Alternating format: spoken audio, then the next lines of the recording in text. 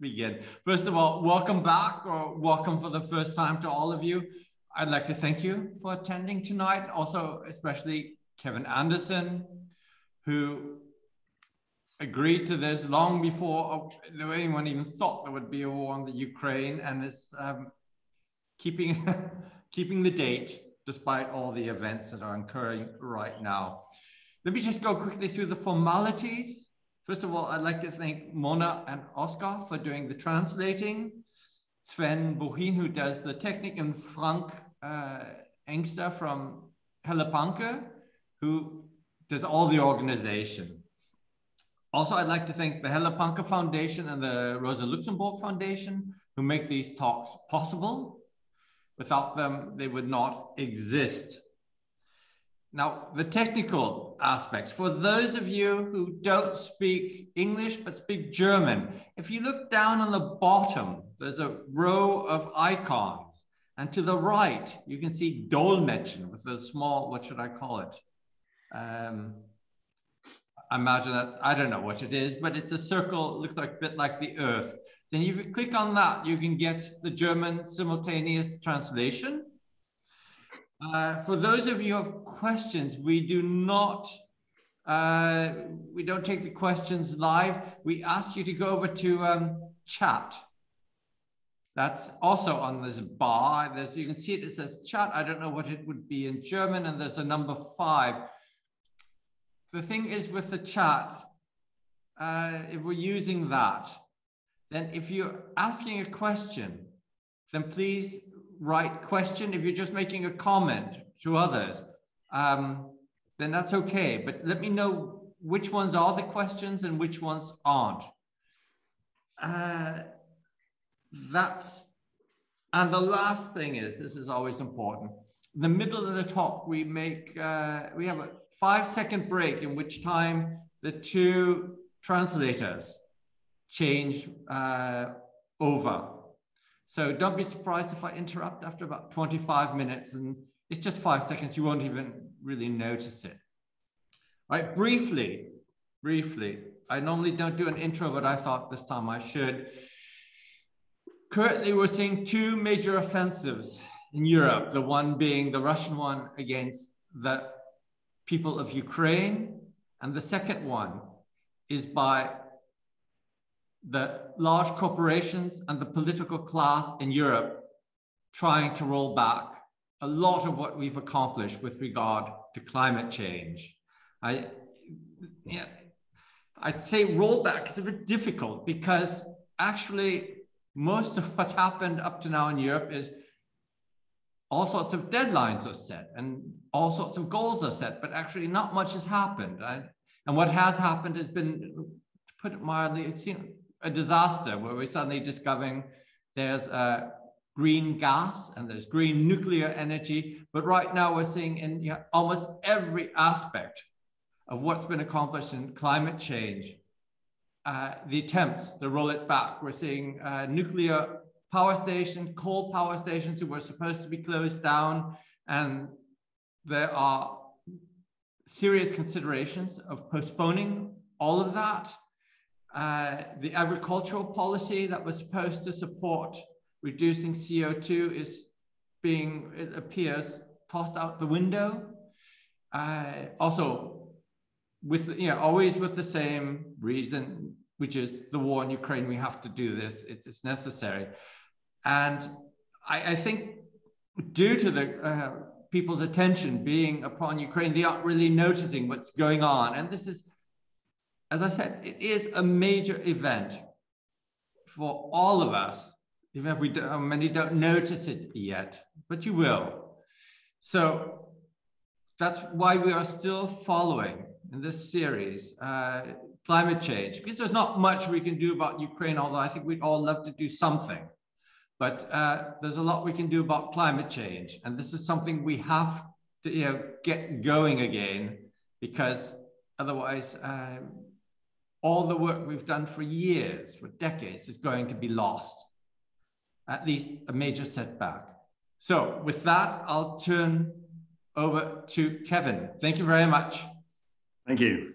I'm just going to try and share screen. I hope this will work smoothly. hope the technology is working okay. Kevin, you aren't on full screen yet. Yeah, it should be now. Is that working? Yes, okay? very good. That's it. Yeah, okay. Well, I wasn't going to mention the Ukrainian situation.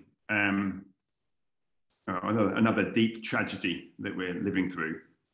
But I think actually it's probably worth just touching on that we wouldn't be now wandering around the world scrabbling for oil and gas from similarly, well, I was about to say despotic, but certainly questionable regimes, like Saudi Arabia, where the UK's Prime Minister is today, asking, can you increase your oil and gas production?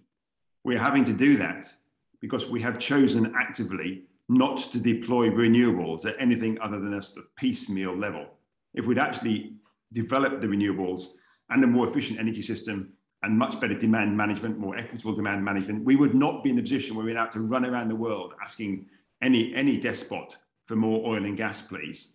So the failure to deliver on the renewables agenda, it has left us in the situation we're in today, and also has given much more power, of course, to Putin with his gas and oil supplies.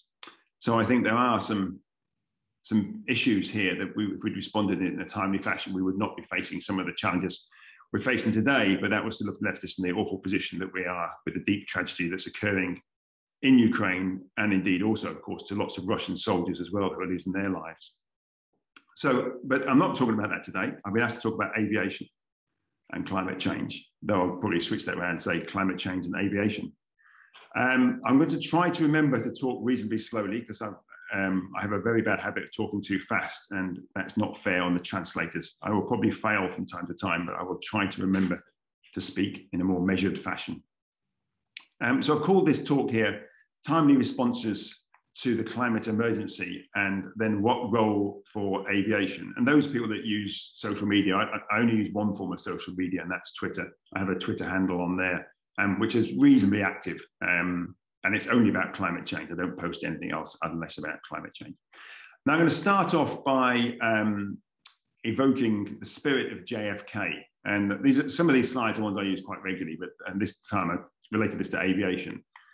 And the question isn't really, as a starting question, is not what can aviation do to reduce its emissions. That's not the question we should be asking. We should never ask that question, but actually what total reductions does Paris require of aviation?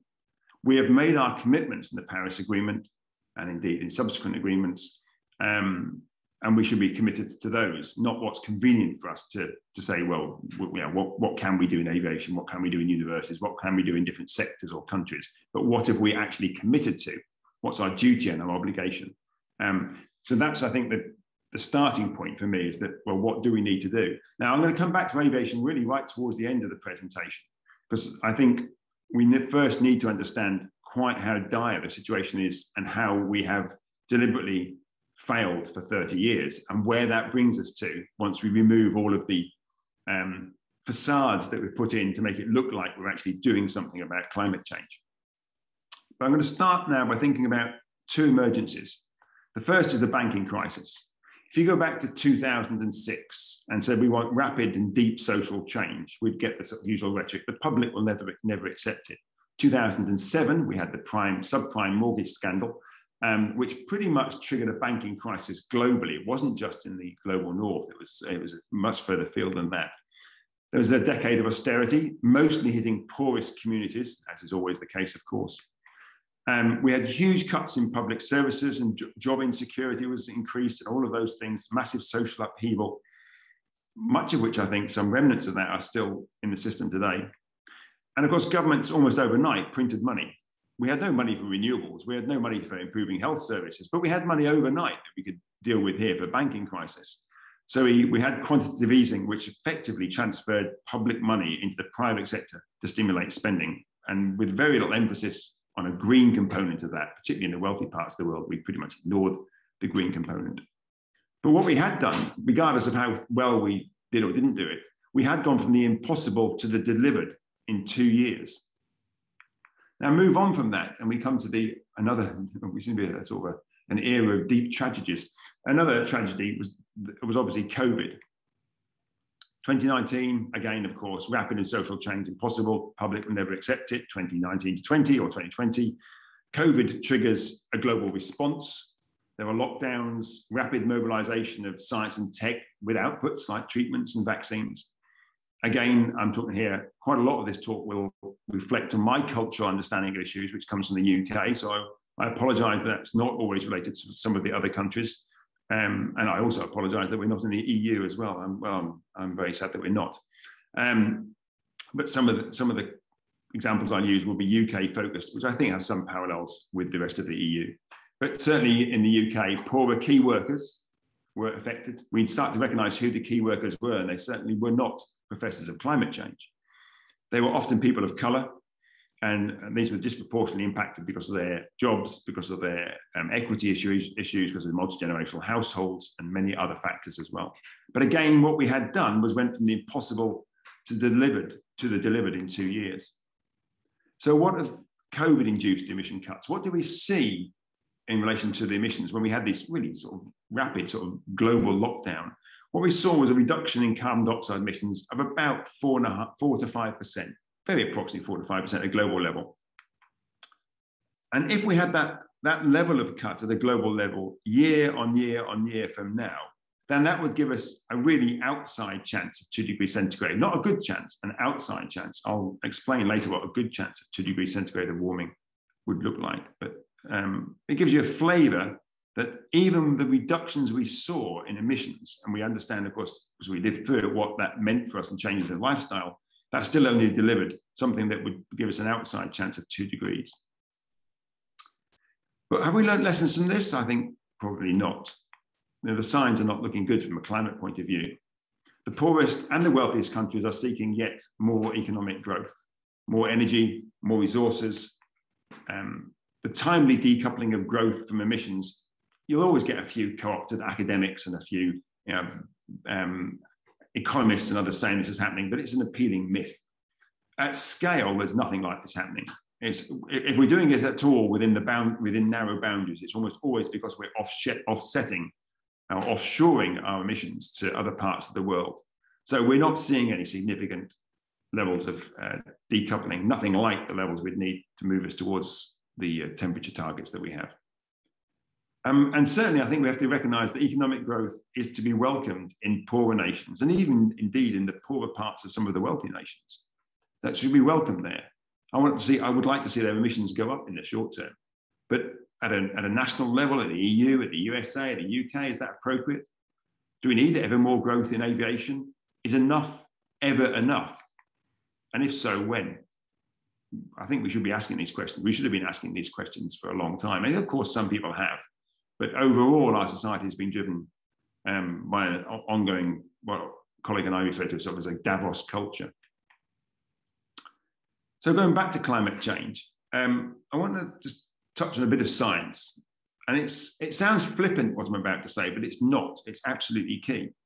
The climate does not respond to good intentions, to Machiavellian policies, to eloquent arguments, to legal niceties or accountancy scams. It sees through all of those. All of these are trumped by the brutal beauty of the physics. The only thing that matters from a climate point of view, from a temperature point of view rather, is the total quantity of carbon dioxide, principally carbon dioxide, but also the other greenhouse gases that we dump in the atmosphere. The rest of this, it just sees straight through. It sees through facades, it sees through nice speeches. All of those things are irrelevant. It's only the CO2 molecules that count. And we have to remind ourselves of that as we come up with ever more elaborate scams to avoid mitigation, to avoid cutting our emissions. So looking now at the Paris Agreement, hopefully you're all reasonably familiar with this. The Paris Agreement said that we would try to hold global average temperatures to well below 2 degrees centigrade above the pre-industrial levels, but ideally aim for 1.5. And that was quite a surprise to see that in there, but that's particularly pertinent to some of the poorer parts of the world because there are very severe impacts at 1.5. But to do that in accordance with the best science and of course on the basis of equity. And let's be clear, no rich country, no rich region, the EU included, has made any attempt to take equity seriously about emissions between countries. It's just lip service is all we have provided, and I'll try and come back to that later. Now, today I'm going to focus mostly on 1.5. I'll touch on 2 degrees centigrade, even though I think actually holding to 1.5, I don't know how we can do it quite. I can sort of paint some early pictures of what it might look like. I think 2 degrees centigrade, I can see how we can deliver it. 1.5, I hope to be wrong, but it just certainly requires changes that are even more severe than the ones at 2. And I'll come back to that as I progress through this. But I'm going to use that as a framework. And the reason that 1.5 has become so pertinent, because the impacts of 1.5 are the impacts we used to think were there at 2 degrees centigrade, the climate impacts. In fact, some of them are occurring even earlier than that. And we had the 2018 report from the Intergovernmental Panel on Climate Change, particularly requested by governments to look at what 1.5 meant from an impacts point of view. And I'm going to summarize that report in just a sentence, which obviously is a bit heroic to do that, but anyway. The impacts of even 1.5 degrees centigrade are severe across ecosystems, human systems, physical infrastructure, and agriculture. More floods, more droughts, more extinctions, more human migration, more misery, more devastation. But they're considerably worse at 2 degrees centigrade. 1.5 is not a safe threshold. It's perhaps, if we're incredibly lucky on the science and we actually pull out all stops from now, it might just be deliverable. But it's the best that we can achieve. But let's not pretend in any way that it's safe. And 2 degrees centigrade, the impacts are considerably worse. So what the report demonstrated was small changes in temperature have big implications in terms of impact. So every 0.1 of a degree is worth fighting for. Or perhaps fighting is the wrong metaphor to use, is worth pursuing. Let's keep the temperature as low as is possible. Now, on the back of the SR 1.5, we saw increasing rhetoric and concern around climate change. We saw all sorts of declarations of net zeros and climate emergencies and so forth, and carbon neutrals and that sort of language being used by the high emitting great and good typically. And then in 2021, in May of 2021, the G7 had a communique that was basically emphasizing the importance of keeping to 1.5 degrees centigrade. And then, of course, in November of that same year, we had the COP in Glasgow. And this is the UK government's chief scientist, Patrick Vallance, making the point, which I think lots of poor countries would push very hard to agree with, actually, is that we must keep 1.5 alive. And it is not negotiable, because the impacts of going above 1.5 look dire. Even though I think I don't know how we could deliver on it, but I'm very would welcome seeing other people's attempts to say how we would actually deliver on that. Now, if we want to interpret this commitment about 1.5, and that is a huge change in the climatic system of our planet to occur almost overnight. And that's what matters, of course, how rapidly it's occurring. If it occurred over 1,000 or 1,000,000 years, so what? If it occurs over 50 or 100 years, it's a huge shift to all ecosystems. But trying to understand what we have to do about it, we need to convert it into some sort of language that helps us inform our policies. So the sort of language around 1.5, I would argue, is something like a 50% likelihood of not exceeding 1.5. Pursuing 1.5 in the Paris Agreement. Now, a better chance of that would be a 67% chance of staying below 1.5. I'm using these probabilities deliberately because these are the ones that are in the Intergovernmental Panel on Climate Change report. So we have important data related to these probabilities. And if you wanted just to stay well below 2 degrees centigrade, you might argue that's a high chance, an 83% chance of staying well below 2 degrees. But remember, all of these are unsafe thresholds. I think I want to sort of point that out here, that even at 1 degree centigrade, we have locked in considerable suffering and indeed deaths in many parts of the world. Whether that's, you look at Mozambique or Madagascar or Bangladesh, the severe weather impacts, or extreme weather that they have in these places, has been exacerbated by the warming we have knowingly imposed on them and the impacts we've imposed on them. The impacts on ecosystems, emblematic ones, the SR 1.5 sort of demonstrates that, or makes the case that at 1.5 degrees centigrade, we'll probably lose somewhere around about 75% of tropical corals. At 2 degrees centigrade, we pretty much wipe out global tropical corals. So pretty much destroy the barrier reef. Now that's an emblematic ecosystem, also hugely important, but that's, you know, the devastation to ecosystems at a global level is sort of captured in that emblematic one there. And of course, we are locking in huge implications for impacts and so forth for future generations. But I was rightly picked up by someone I was on a panel with from the Philippines when I was speaking about climate change. And I ill-advisedly used the word threat. And she rightly pointed out to me, it's not a threat, it's a reality. And I think we have to remember this. People are living and dying today, suffering and dying today with the climate change we have chosen knowingly to impose on them by not doing anything for 30 years. And I'm going to come back to that later on. So it's not a threat, it is a reality for many people around the world today. And we're seeing that also some of the wealthy parts of the world also now. So what has our response been to these commitments that we've made? To start with, I think my generation, and not just my generation now, I think one or two below it as well, we need a bit of humility. The first IPCC report, Intergovernmental Panel on Climate Change report, came out in 1990. And that's, for the students that I teach, that's often before their parents had met. In fact, sometimes their parents were at school in 1990. So for a very long period of time, we've had all the scientific data at our fingertips to know what we need to do, to know we need to act and how rapidly. Yet in 2021, emissions were over 60% higher than they were in 1990. I think it's also quite a damning indictment to realize that since 1990, we've put more carbon dioxide in the atmosphere than we had throughout previous human history. Now, that's our sign of success. I mean, it couldn't be any worse, really. And of course, it's still rising. Emissions are likely to go up this year from last year. So we've had 31 years of optimistic rhetoric, but actually delivered abject failure. And that's not to say that people haven't tried, some people have, but the collective output of society at the global level has been one of abject failure. Isn't the EU, isn't the UK, isn't Sweden showing leadership? I hear this everywhere I go. You know, wealthy high-emitting countries demonstrating how they're showing leadership. Well, include aviation and shipping emissions in the EU and its imports and exports. And the EU has achieved virtually nothing in relation to cutting its emissions relative to 1.5 to 2 degrees centigrade. Somewhere around 13, 15% cut in 30 years. So about 0.5% every single year. And quite a lot of that was just because a lot of poorer countries joined the EU. And we see some countries in the EU, I think Ireland's emissions have gone up. I think Belgium's have gone up. Outside the EU, the Norway's up about 20, 25%. Denmark, France, Sweden, no real reduction since 1990, if you look at its total carbon footprint for those countries.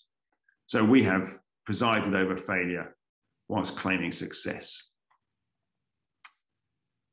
What has been the real EU response to the climate emergency? Has it been anything like COVID? Has it been anything like the banking crisis?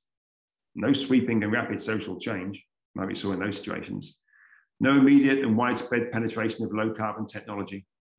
Some renewables plus oil, gas and coal.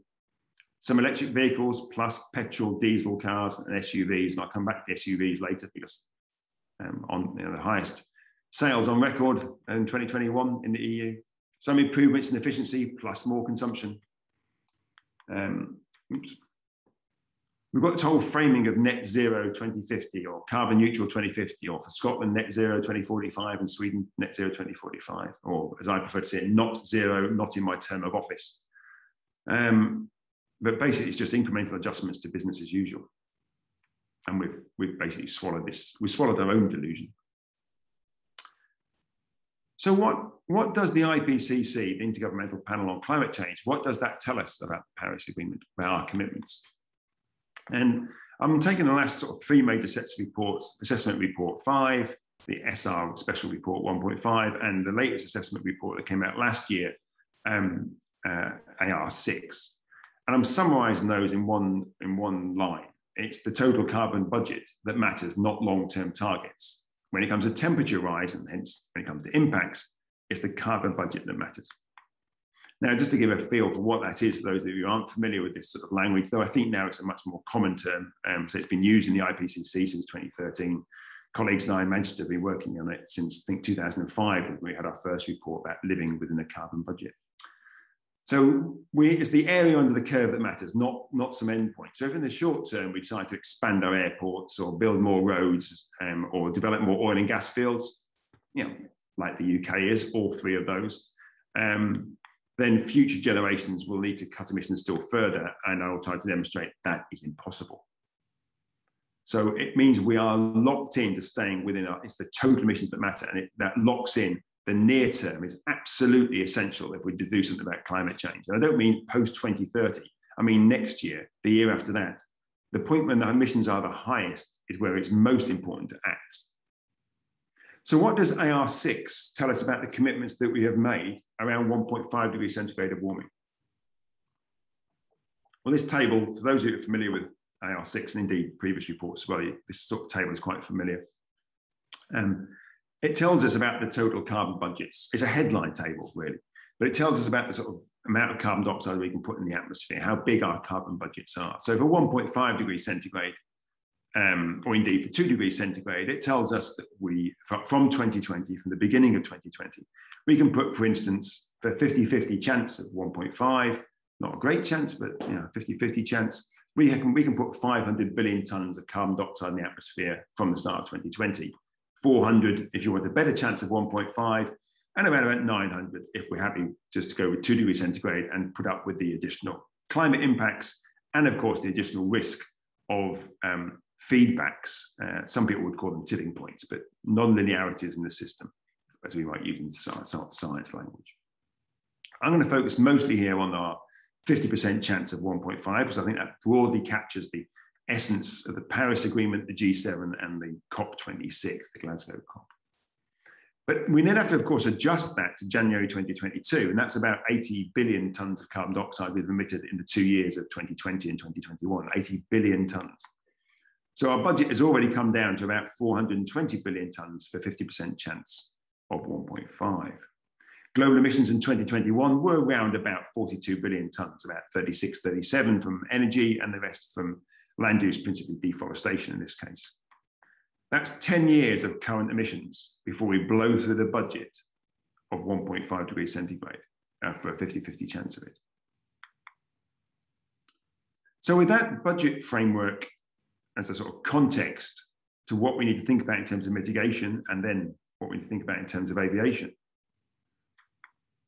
let's now think about warming in relation to this. What do we need to do to not exceed that 420 billion tons? So we have this pie, this global pie, 420 billion tons that I've mentioned here before, that we can emit from every country in the world collectively. And if you plotted that in terms of a mitigation pathway, it would look something like that, off a cliff, basically. And that assumes we start doing something virtually immediately.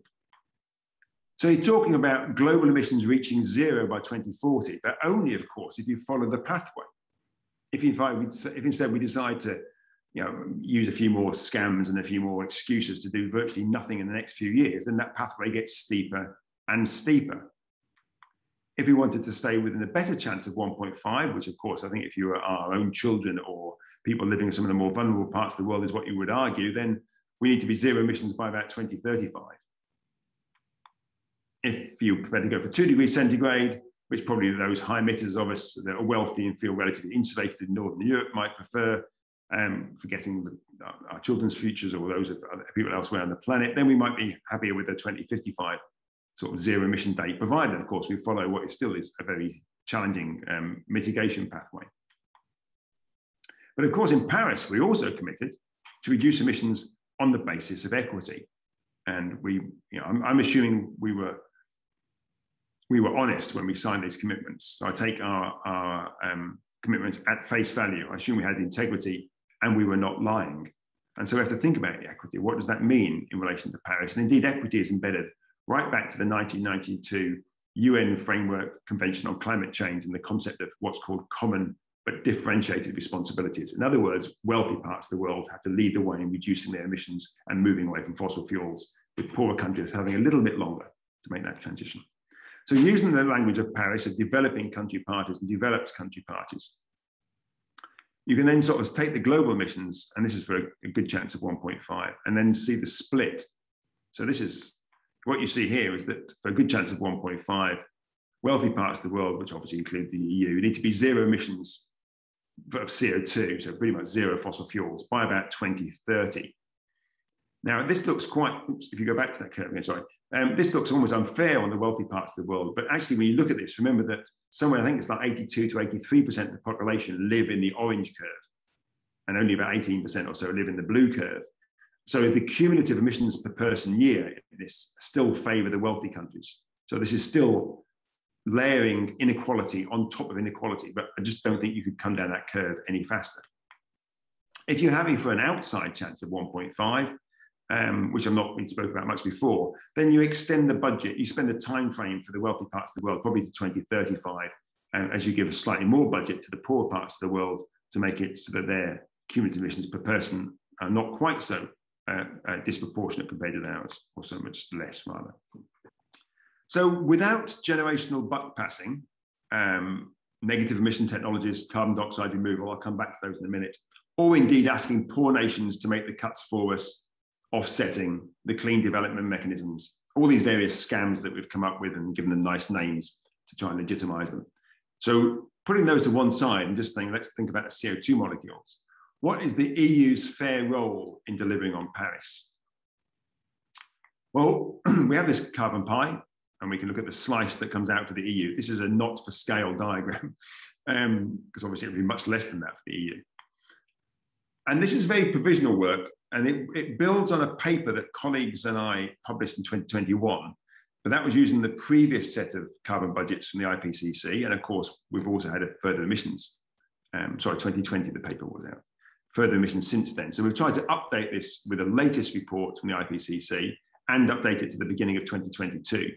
But of course, we're now already in middle of March, so we've dumped in the atmosphere, what, 8 billion tons of CO2 just in this year alone, 8 billion tons. So the headline numbers here for the EU, this is very provisional. If we want to stay below 2 degrees centigrade, a good chance of 2 degrees centigrade, we can emit about 26 billion tons. That's about 8 years of current EU emissions, which are somewhere around about 3.1, 3.2 billion tons a year. One way of thinking about that, if we were to start reducing emissions immediately now on a sort of curve of the same reduction rate every single year to stay within the budget, that's about 12% every single year. Or if you were to draw a straight line from now down to zero emissions, we'd have to be zero emissions by about 2039. That means we have to start immediately and then no more emissions after 2039. But of course, we've signed up really for a 50% chance of 1.5. Then our budget is about half of that, about 13 billion tons, 4 years of current emissions, about a 22% reduction in emissions every single year, and zero emissions by 2030. Now that sounds it sounds ridiculous, but that's the consequences of lying, of well-meant delusion, of self-delusion, of hiding, of facades, of everything that we have done for 30 years as one of the wealthy parts of the world. Now, we're not alone in that. Virtually every other country is party to that, at least the elites, I would say, in that country. And that includes, of course, us academics, who have, and with obviously significant pressure from the oil industry and so forth, have been absolutely trying to undermine this for years. So this is just arithmetic related to the science, and it delivers results that we don't like, but the results come out of our choice to fail. And I think we have to remind ourselves of that. And that's where I think humility and sometimes a moment or two of silence to reflect on our failure is key before we actually start to say, right, okay, what do we do about the situation, given we are where we are today? But we need to treat it then, of course, like the emergency it is, like the emergencies we've got used to with some other situations. 22% mitigation, or 12% for 2 degrees centigrade, zero carbon by 2030. This is immediate and profound system change, and with equity at its core, and I will come back to that towards the end. So why is this so different to what we hear, the glowing stories in the newspapers and from the policymakers, their wonderful speeches in Glasgow and Paris and everywhere else in between? Why we hear this from so many co-opted academics, these nice stories with sweetened pills about what we can do for net zero by 2050. Firstly, this net zero is a dangerous phrase that is new. If you look at the IPCC SR 1.5, it was used 16 times. If you look at the previous report, it wasn't used once. I haven't looked at the latest report, but I'm guessing it will have been used hundreds, if not thousands of times. The UK Committee on Climate Change really sort of effectively coined this expression, or at least brought it into really common use. And in the Committee on Climate Change's report in 2020, it was used between 3,000 and 5,000 times. In the Committee on Climate Change's previous report in 2015, it wasn't used once. So it's a new phrase that's taken over almost immediately. People cannot talk about climate change, they're talking about net zero. I sort of say net is Latin for not in my term of office. Or kick the can down the road. I mean, take your pick. Net zero is principally not based on the concept of total carbon budget. You might have interim carbon budgets like the UK has, but they don't add up to a total that is downscaled from the big carbon budget for different temperatures at a global level. It rather focuses on these endpoints, 2045, 2050. So it's in that sense without scientific legitimacy. Some of this is quite, sounds quite technical, but it's actually really key issues to understand.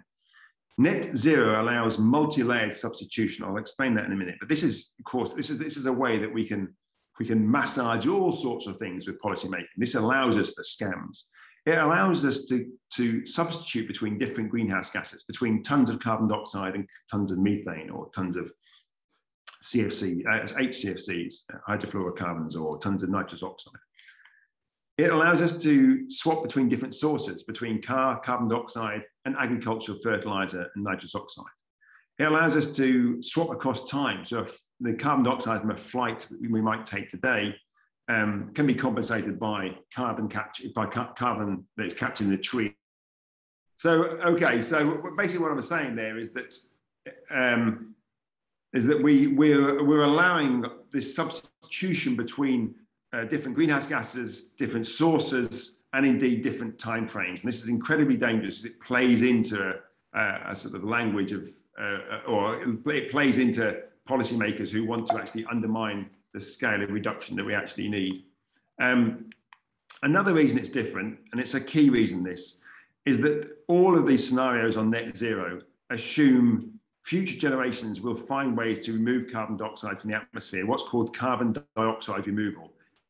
It sounds great because you give it a nice acronym and a nice name, but these things don't exist at scale. There are two elements to this. Firstly, negative emission technologies. These are technologies that we hope our children will develop and deploy to suck huge quantities of carbon dioxide out of the atmosphere, our carbon dioxide, because we don't want to put those difficult policies in place today. But also so-called nature-based solutions. I mean, the obvious one, planting trees, but they're not substitutes for fossil fuels. There's no permanence in relation to those. No guarantee of permanence. There are issues about whether you mobilize more carbon dioxide and other greenhouse gases from the soils when you plant the trees. So it looks nice in the model, but the reality is much more complex. And just to give a sense of the scale of this, we are talking about in virtually every single model out there. These aren't climate models. These are models that are really about what we need to do about climate change. So they have a small climate component in there. It's mostly about economics and, if you like, the politics of what we think we can deliver. We're talking about hundreds of billions of tons of carbon dioxide being removed from the atmosphere after 2050. And that's important. Some of it will be a little bit before, but most of it is after 2050. And of course, the policymakers won't be there then. They'll either be pushing up the daisies or they will be retired in Tuscany. And so will, in fact, the academics that are behind a lot of this. Not all of them, but some of them. We're talking about an industry that doesn't exist, but almost every single scenario assumes it will do. That's roughly the same size as the current oil and gas industry. So that's a hugely dangerous assumption to make. It's fine if it was 1 in 10 scenarios, or whatever it might be. But when it's 10 out of 10 scenarios or 9.5 out of 10 scenarios, it becomes very dangerous. Remember, these technologies are at best pilot schemes today, if not in the imagination of professors. Now, my position on carbon dioxide removal is we need to fund it. It needs to be a big program on research and development on negative emission technologies and nature-based solutions. And yes, we should deploy them if they meet stringent sustainability criteria. And that includes not just ecological criteria, but social criteria, particularly some of the techniques around using biomass and so forth, because they can have big impacts on the land rights, particularly of indigenous people. But we should cut our emissions today. We should mitigate today, assuming that carbon dioxide removal does not work at scale, because it probably will not. And anyway, we need the carbon dioxide removal, if we can get it to work, to compensate for the emissions from agriculture that we cannot eliminate. principally those of nitrous oxide, which last in the atmosphere for a long time, but also some methane as well.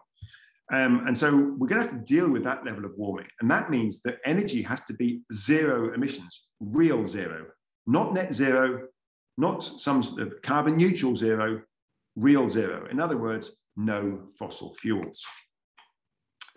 Now, some people argue that the net zero framework is a benefit because it brings people together. The strength is that it's a framework for all. But I actually think its vagueness is incredibly dangerous. And it's given us an excuse not to deliver immediate and deep cuts in emissions. And a colleague, well, a whole suite of colleagues, it was a big paper actually that came out last year. That's right, last summer. And with some colleagues looking at why we haven't bent the emissions curve in 30 years. But Isaac Stoddard and I, with the two people that led on the paper, we just had a piece that came out last week in Climate Home, actually, looking at this, at why it was we didn't deliver on it. And I think it sort of reveals, the paper reveals the whole sort of the lie that underpins net zero. And this is just the opening paragraph, I think, from that commentary we offered in Climate Home. The UK government approves North Sea oil fields and presides over airport expansion. The EU ignores climate science, embraces gas as a transition fuel, and sees SUV sales, sports utility vehicles sales, soar to a record high. Across the Atlantic, US President Joe Biden's climate claims are undermined by 25 billion of federal funding for airport development and a rise in emissions of over 6% in CO2 in 2021. 3 months after the COP26 process, with declarations of climate emergencies now de rigueur, and with Exxon and Saudi Arabia joining the net zero choir, emissions in 2022 are set to rise again. You know, across the board, we hear great speeches, little bits of policy announcements and so forth, but the reality is that the atmosphere, the physics sees more CO2 molecules, and net zero fits with all of this. We need an alternative to net zero. Let's not just dismiss it. We need an alternative. My framework here, which is one that's designed to stop the politicians and others from manipulating it, is that we need a carbon budget framework based on an equitable response to G7 and Paris. Our commitments are 1.5 and 2 degrees centigrade, and equitable is key there. We need real zero carbon dioxide emissions for energy. And for developed countries, that means we need to be real zero at the very latest by 2035, at the very latest, really by nearer 2030 for 1.5. We need separate targets for industrial processes of carbon dioxide, principally from cement and some from steel, but separate targets. We need also targets for the emissions from agriculture, the non-carbon dioxide emissions such as methane and nitrous oxide. And we need another target for these negative emission technologies, nature-based solutions, these things that we hope will be put in place in years to come. So yeah, let's have the targets for all of these. But the key part, the absolutely key part, is no substitute. Kevin, you're freezing up. Kevin, you're freezing up, just that you know this is happening right now. It started about 30. I'm assuming someone can still hear me. Let's is it still working okay? No, it's working. You had about 30 seconds of freezing up. Yeah, okay, it came up and said it was unstable. So I do apologize.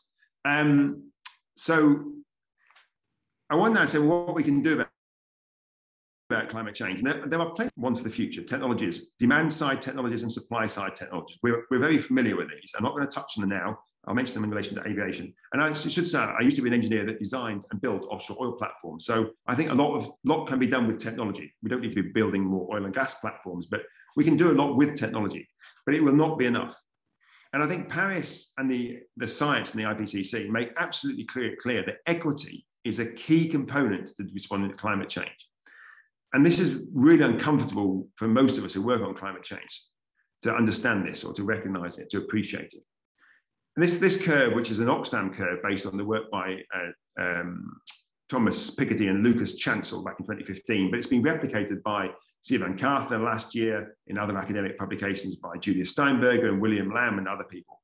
And it basically tells us that roughly half of the global emissions come from just 10% of the population. And of that 10%, about 2/3 are in the OECD, the wealthy countries, and about 1/3 in the poorer countries. It tells us that about 70% of the emissions come from 20%.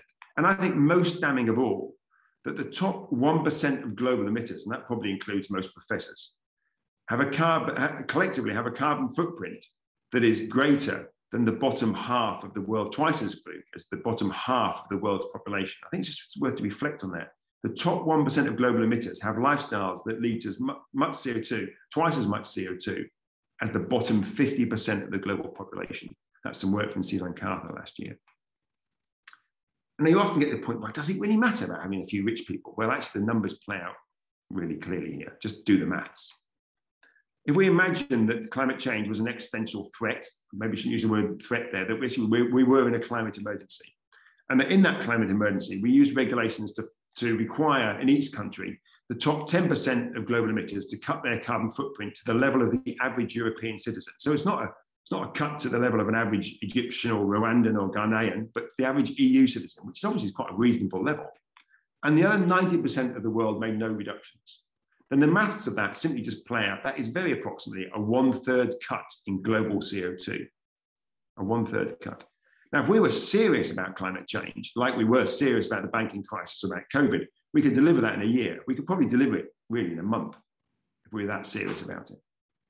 And yet, of course, when you add up all the pledges from every country about what they're going to do, then you get virtually no reduction, even by 2030.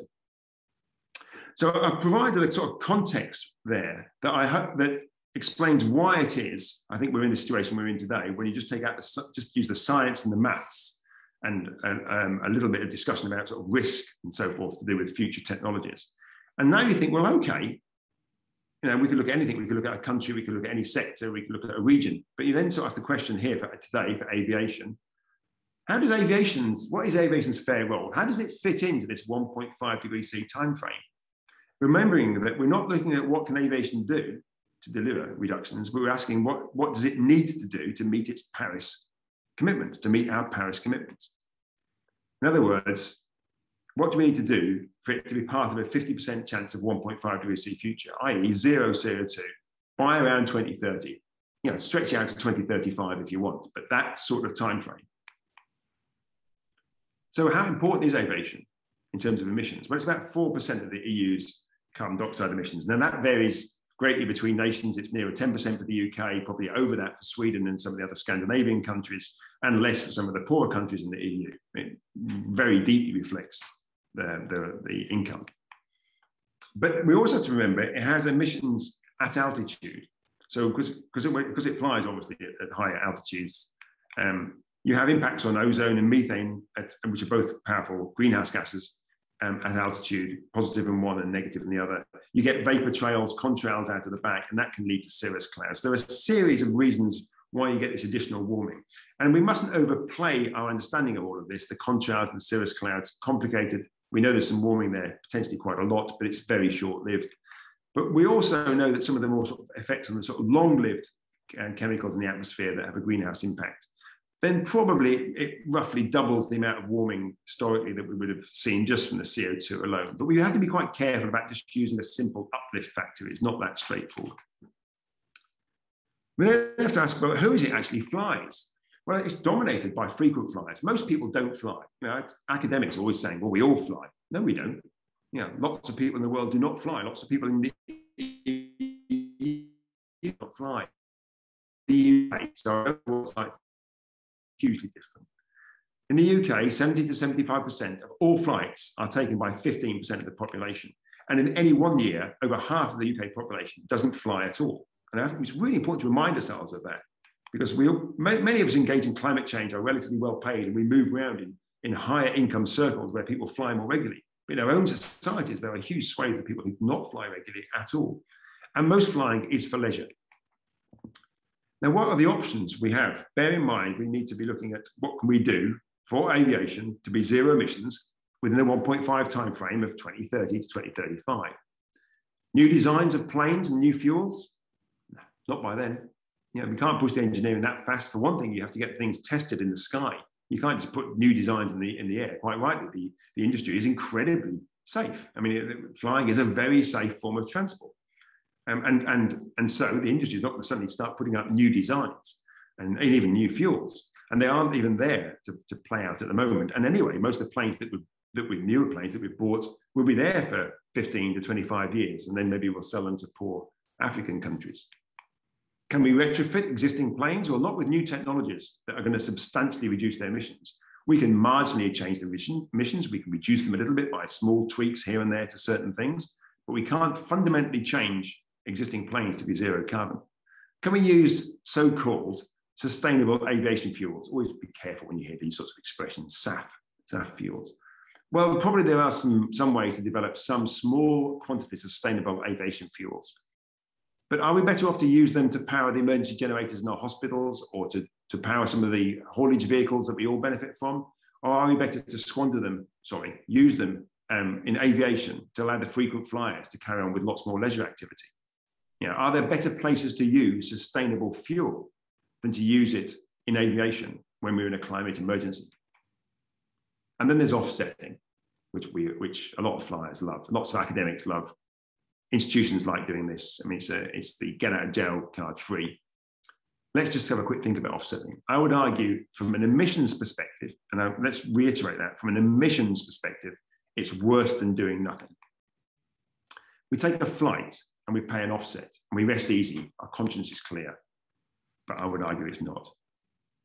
To neutralize the warming impact of the emissions from our flying, the offset has to guarantee that the total emissions are compensated for at least 30 to 50 years, and if not 100 years or more, because that's how long the carbon dioxide we put in the atmosphere will be affecting the climate. 20% or so of the carbon dioxide from a flight, or indeed from any other activity, will be there for maybe 10,000 years or more. So you've got to guarantee that the offset will in fact mean that we compensate for the warming for very long periods of time, decades upon decades. The flight has emitted the carbon dioxide and the altitude effects, of course, with the warming for hundreds of thousands of years. And it sent a market signal to the market, increased capacity. Now we see that at Heathrow in the UK. It hasn't had a new runway for a long time, but in fact, it's still managed to achieve 23% growth in capacity in just 10 years. We're seeing companies buying more planes, increases in air traffic growth, notwithstanding, of course, what happened during COVID. So the whole industry is looking to grow, grow, grow, grow. That's what the market signal is when we fly. So when we offset and we fly, we're sending a market signal, say, buy more planes, lock in more high carbon aviation. Don't look for alternatives. Of course, the offset money then funds solar panels in a poor random village to stop them using a diesel generator, whatever it might be. Some other good thing like that. For instance, if it is a good thing, because it gets funded up other things as well. That's good. Children in this village now have lights to do their homework, or whatever it is they might want to do with the power. Televisions begin to pop up in the village. Good, that's great. You know, these are all things all to be welcomed. Advertisers now jump on the prospect of new markets. They've now got ways of advertising to these villages. Before you know it, 10 years down the line, we've got petrol scooters, 15 years, we've got small pickups. All these things start to happen. Development accelerates because they now have some electricity in the village. This is a good thing. Their emissions are going up. They're using more energy. We know their quality of life will improve. This is to be welcomed. But in the near term, of course, this means the emissions rise. So the original off-flight and the offset has seen emitted carbon dioxide, which will be there for centuries. It's helped lock in a high CO2 industry, aviation, and it's accelerated carbon dioxide emissions from a poor village, which I repeat is a welcome thing to see. But not the first two, not 1 and 2, but the third. There's no offset in that, absolutely no offset in that. So actually, within the 1.5 framing, the things that we want to turn to, none of them can deliver the changes that are necessary. We are left with the incredibly uncomfortable situation that we're going to have to use demand management. The thing that the industry loathes, and of course us regular flyers also don't like. We're talking about rationing. Never like that. But climate change is about carbon budgets, and carbon budgets are about rationing. How do you live within the carbon budget? How do you ration it? Do you ration it by price, which is deeply inequitable? Or do you ration it by quantity, which is much fairer? Are there any compromises? Well, a lot of people have been working on this thing called the frequent flyer levy. I would recommend looking at some of the work from Leo Murray in the UK, who's done a lot of work on this. But for me, I quite like the concept of a frequent flyer levy. It brings in a sort of sense of rationing with an element of price. There are some issues about that. But I think we have to make sure that the price increase is, I would argue, I'll demonstrate this in a second, is geometric. It's not a gentle nudge. We lost the opportunity for gentle nudges in 2000 and 2005. We're now on full-on shoulder barges. We're not talking about small nudges anymore. That's part of the orthodoxy, and the orthodoxy is what's delivered us 30 years of failure. So we've left it now to a point where we need something much more powerful than a nudge. So imagine a frequent flyer levy playing out geometrically. First flight, normal price. Second flight, twice the price. Third flight, 4 times the price. Fourth flight, 8 times the price. Fifth flight, 16 times the price. You stop the frequent flyers almost overnight. Almost overnight. And remember, they are the ones that dominate the flying. But people who want to fly occasionally, a family flying to, as the Ryanairs and the EasyJets, they always use this, oh, what about the poor people flying to Benidorm for their holiday? They can still fly here at the normal price. But the academics want to get another little holiday somewhere else, another little weekend break somewhere. The Musks and the Gates and the others flying tens and tens of times every year. In fact, some of my academic colleagues similarly flying many times every year. That would be stopped. So now I want to pull all this together with a few slides to finish. The headline choice for the EU is we can continue to ignore international equity. We can pass on a burden, a huge climate change burden to our children so that they are part of a 2.5 to 3 degrees C future, a devastating future. We renege on our Paris commitments. But the benefit of this is it dovetails with today's politics. We can maintain the normal economic market model with a few of these little nudges put in there. We can have 5% mitigation, and we can have net zero by 2045 or net zero by 2050 or carbon neutral by 2050 as the EU might want to use. But if the EU's preference is instead to take international equity seriously, then we need a huge mitigation effort by this generation, particularly by those of us who are responsible for the lion's share of emissions in this generation. We need to cut CO2 in line with 1.5 to 2 degrees centigrade, abide by our Paris commitments. That's a huge ramp up in government leadership, a reshaping of mainstream economics. But of course, that's been happening now since the banking crisis. So we've had not far off 15 years of reshaping mainstream economics. So we need to reshape it in a way that is in line with delivering the sorts of changes we need. And all of this needs to have equity between nations, but also within nations at its core. Because even within nations, it is a relatively small group of us who are responsible for most of the emissions, and we're the ones with the agency for change. That's talking about absolute minimum 10% per annum reduction in emissions, and for 1.5, nearer 20% every single year at a national level. But of course, that'd be much more for people like me and much less for some of the poor people, or the average income people in our society. Real zero by 2030 for 1.5 and stretching out to 2040 to 2 degrees centigrade, acknowledging that comes with lots more impacts, lots more devastation, and higher risks of feedbacks, tipping points, if you like. Delivering on Paris or on our G7 commitments means we have to reconstitute what is growth, what is progress, what is development. We have to reframe value and success. I think COVID's taught us anything. It's made me realize that shelf stackers in a supermarket are as much value as I am. They are key workers. I'm not a key worker. And most of the key workers are the people who suffered significantly from COVID, indeed.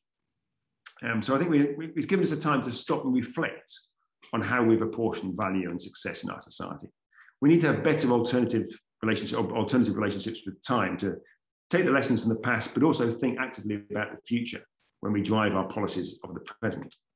We need to embed intergenerational equity between generations and across, of course, some of the poor parts of the world. And we need a much deeper appreciation of the more than human world. In 2022, climate change has become system change. And it's become system change because of our active choice. And when I say the our, I mean the high emitters, particularly amongst us, you know, the climate scientists, the climate academics, the NGOs, the senior NGOs, the CEOs of our companies, the barristers, the policymakers, the journalists, all the people that have framed the debate and have sweetened the mitigation pill for far too long. We are the ones that have led us to this position where climate change is now system change. As Einstein noted, or at least it's often attributed to him, insanity is doing the same thing over and over again and expecting a different result. And thus far, we've chosen to pass on to our own children the consequences of 30 years of such insanity. And in my view, the net zero framing is the latest incarnation of that insanity. But there are plenty of things that we can do. We have the tools, the social tools, the technical tools to make rapid change now if we were serious about climate change and treated it like the emergency that we call it. So on that note, thank you very much for listening. And I hope some people are still there.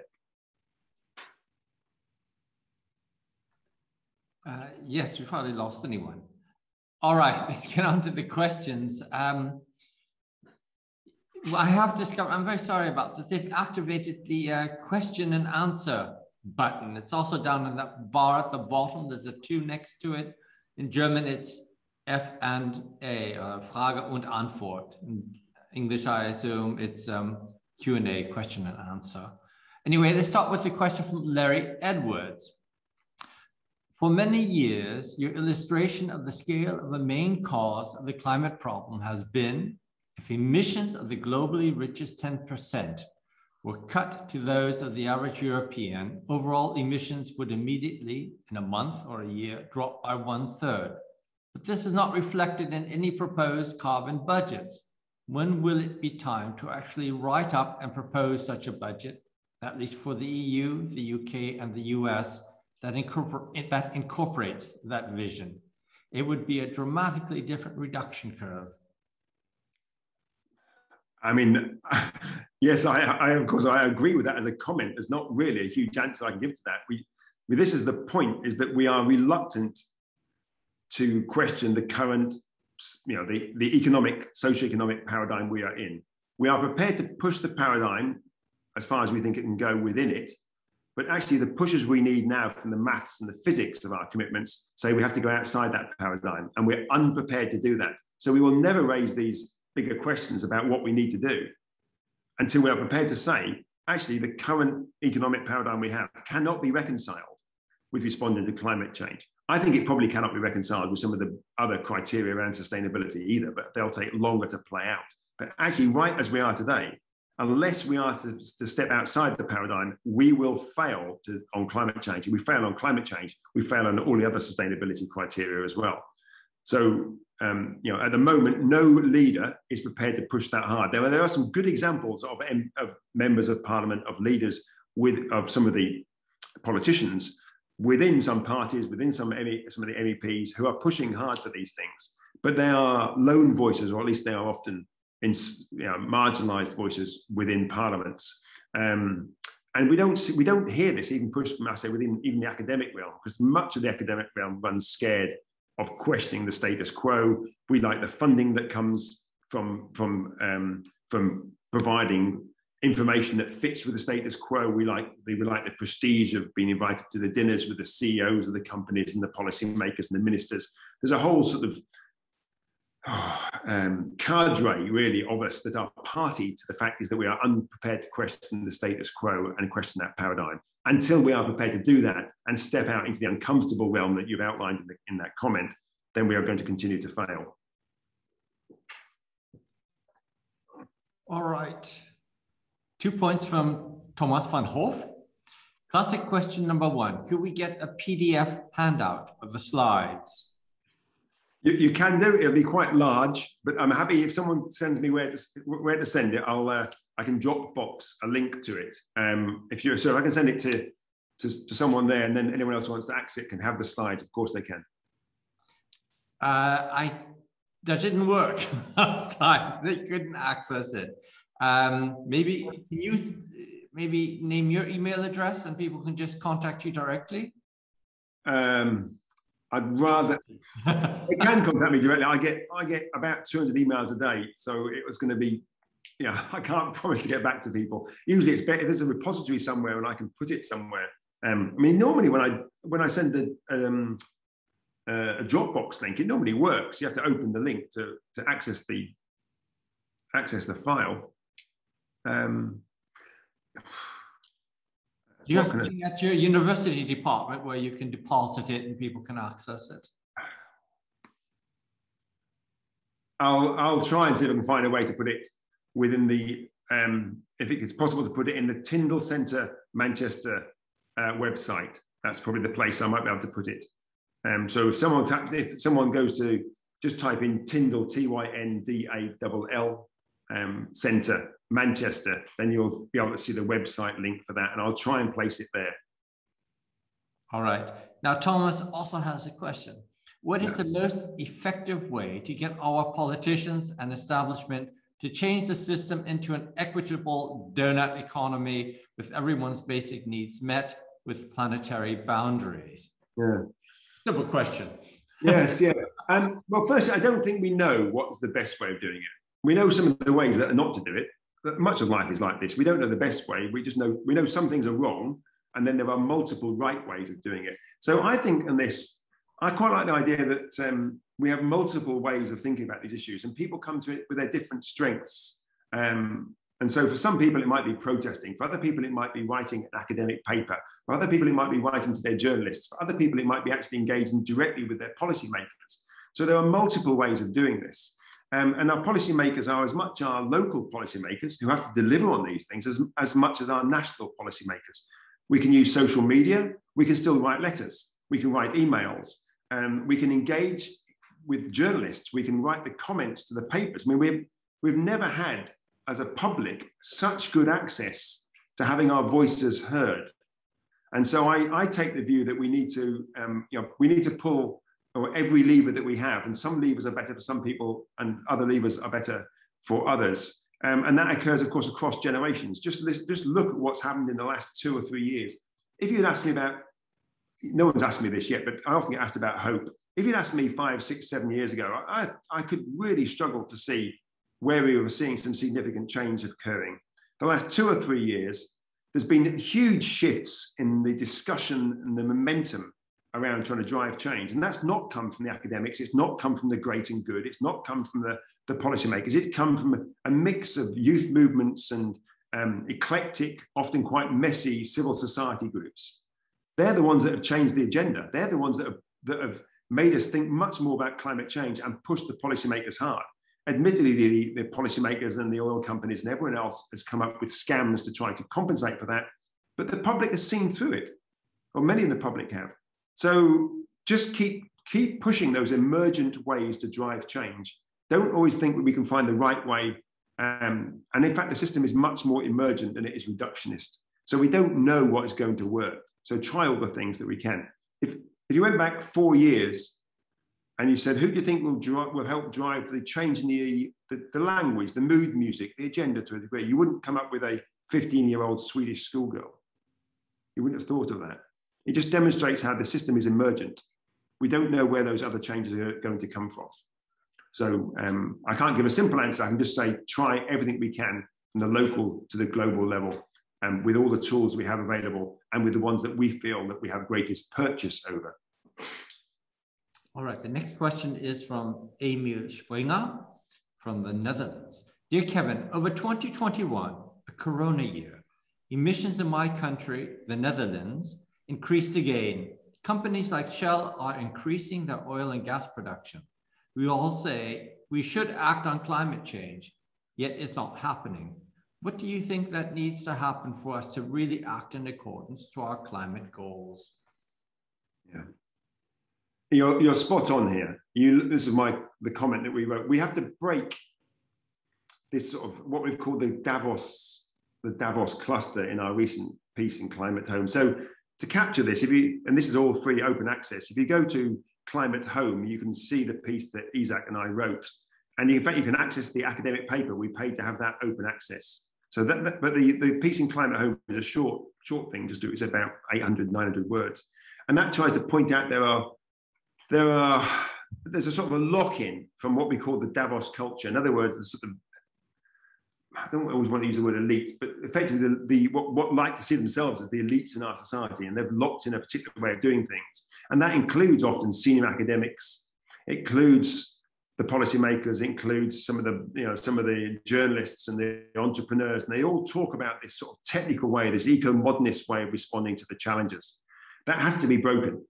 And Shell are part of that, BP are part of that.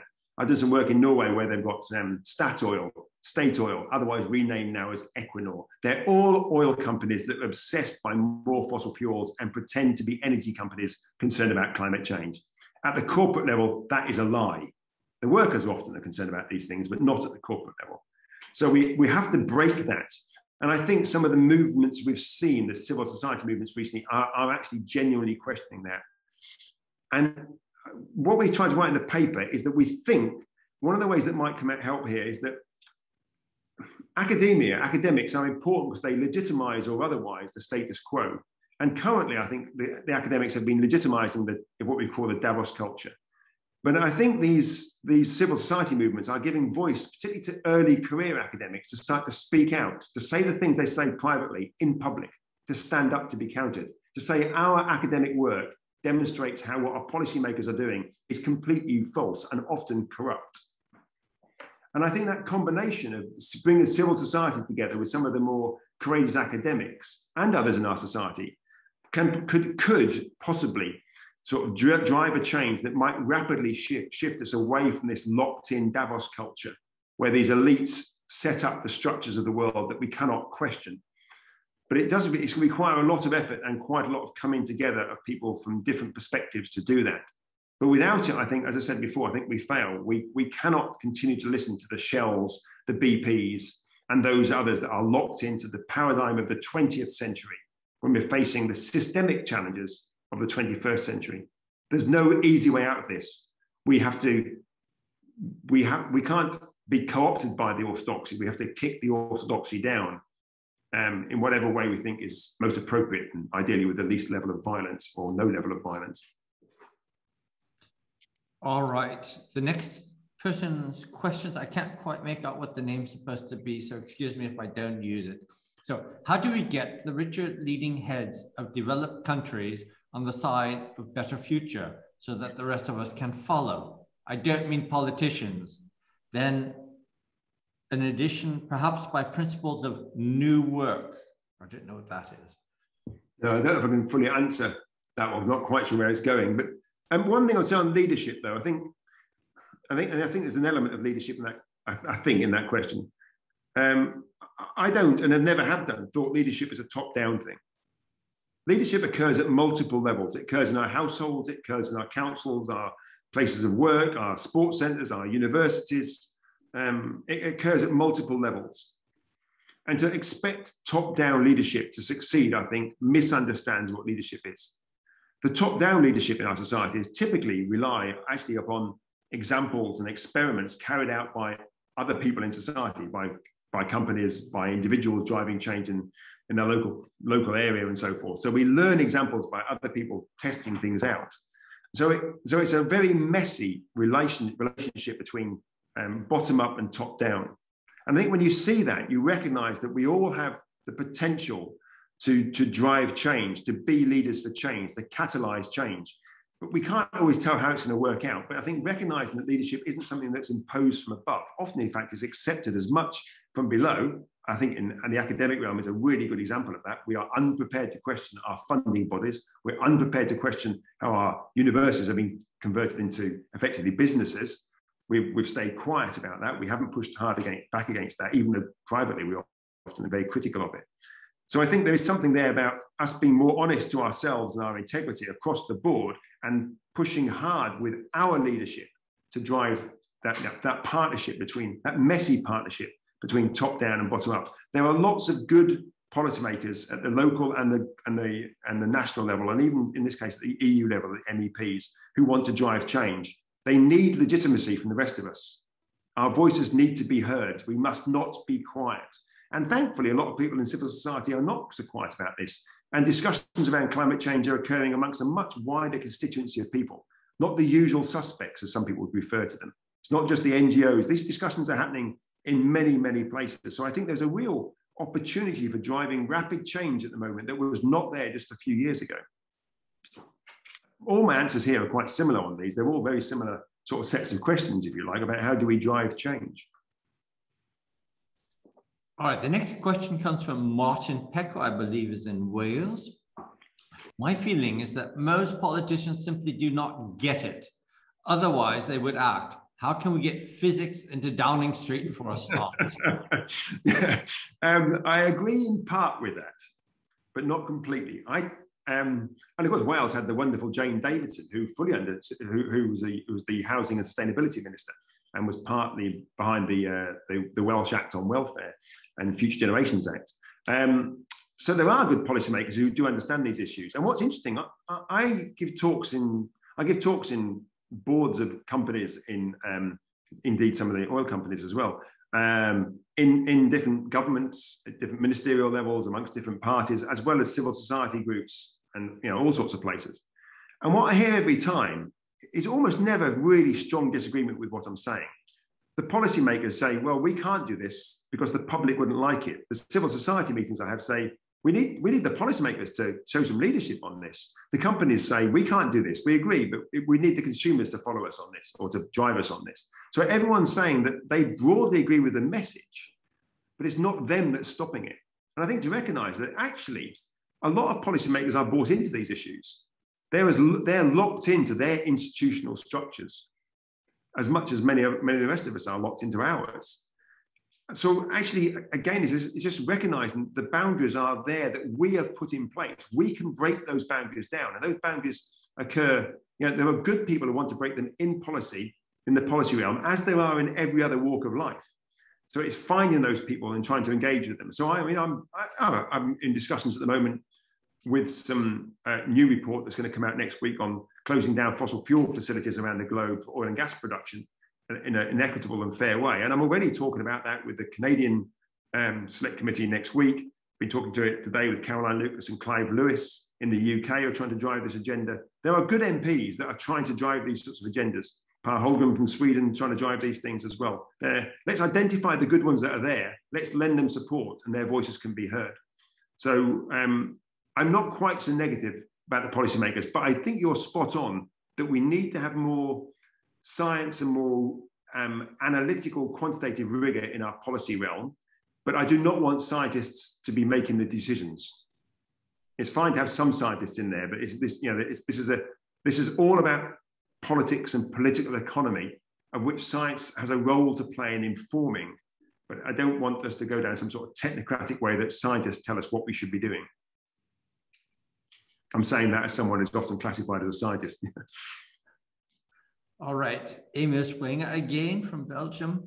Regarding politicians not getting it, there is a retired Belgian politician, former Minister of Environment, who said, every politician knows what to do about climate change, but no one knows how to get re-elected. Yeah.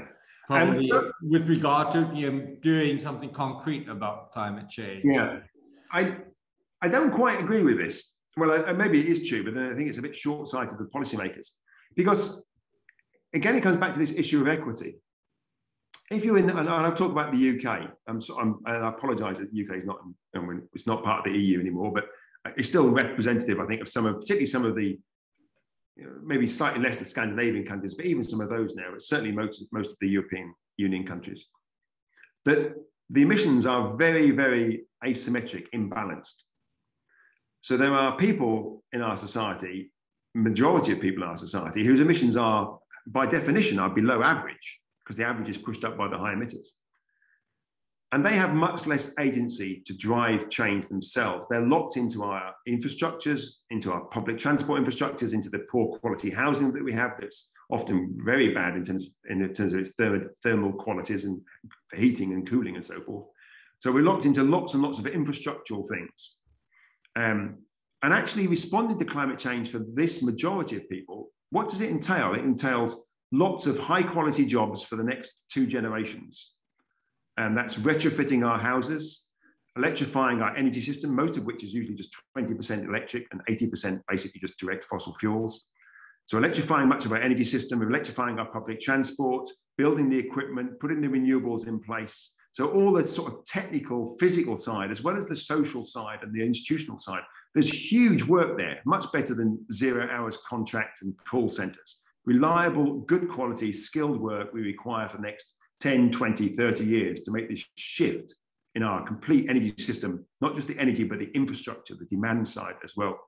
The problem, of course, so for them, I think there's a really attractive thing to vote for. Good jobs, better air quality, better housing, less energy bills, better public transport, more places for your children to play. It's win, win, win, win for that community. The problem is they don't shape the debate. The people that shape the debate are the professors, are the policymakers, are the entrepreneurs, are the business leaders, are the journalists, all of those in the high emitting sector. And that group, the group of which I am part, has been almost pathologically against engaging on issues of equity. Because as soon as we do that, we recognize that for people like us, it's profound system change, profound lifestyle change. We can't have the second homes. We can't have the houses that are 400 square meters anymore. We can't keep driving the SUVs and having a sports car and a whatever it might be. We can't do the frequent flights. We can't have the big double door refrigerators. All the things that we have normalized in our life because we think we're worth it are going to have to be questioned, are not longer going to be there, because the labor and the resources that furnish the high emission lifestyles of people like me are going to be required to retrofit the houses, to put in place the public transport infrastructure, to produce the renewables. So there are many elements that I think here that are good for the voters, but they're not good for those of us who cause the lion's share of the emissions. So if we're genuinely concerned about the voters, let's write a narrative that describes how good it is to respond to climate change for them. Just look at Europe at the moment. So many houses in Europe, people cannot afford the energy. You know, the people are going to cold in their houses. In the UK, one of the richest countries in the world, some families, lots of families are choosing between heating and eating. Is that reasonable? Now, for them, you can talk a great story on climate change, because you should not be in that position if we respond to climate change appropriately. But to do that requires those of us that have done remarkably well out of the system in the last 20, 30, 40, 50 years to forgo some of our luxuries for the benefit of the wider society. And that is, I think, why we're not responding to this appropriately. It's not that people won't vote for it. It's that people that set up the system don't want it themselves, that minority of high emitters. All right, this is going to be the last question, because we always stop after about an hour and a half because the translators are exhausted. It's a bit difficult because I don't think this person's native language is English. Okay, so how do we get Kate Raworth and other economic change makers on the TV screens to talk in the language of our business structures who are ruling still our cultures first? Yeah, well, for those that may not be aware of Kate Raworth's work, I mean, she's one of these, she wouldn't necessarily, I don't know, classify herself as an ecological economist, but they say they're not mainstream economists. So there's a group of these economists, and there's quite a large group of them across Europe. There's quite a vibrant discussion going amongst these people who look at alternative ways to think of the economy. And they think of the economy, I don't want to do these people a disservice because they have slightly different views across them, but by and large, they see the economy much more as a political economy and much more embedded within an ecology. So perhaps the ecology is first and the economy is a subsystem of that ecology. So it has to fit within that, which is completely counter to the dominant climate change, the dominant economic narrative, which is much more that everything fits within an economic narrative. We can price everything, we can financialize everything, therefore we can compare everything on the basis of price. The Kate Raworths of this world, and many of the others there, I mean, I can name many of them, of economists who work on these issues. Some of them work on issues of degrowth or post-growth or ecological economics. Their voices are really important, but they are virtually never heard, as this question has rightly pointed out. They're not heard on the news, because the news, again, is locked into a particular paradigm. How often do we hear about what's happened to GDP? What's happened on the FTSE 100 index or the Dow exchange? We hear these things. These are irrelevant.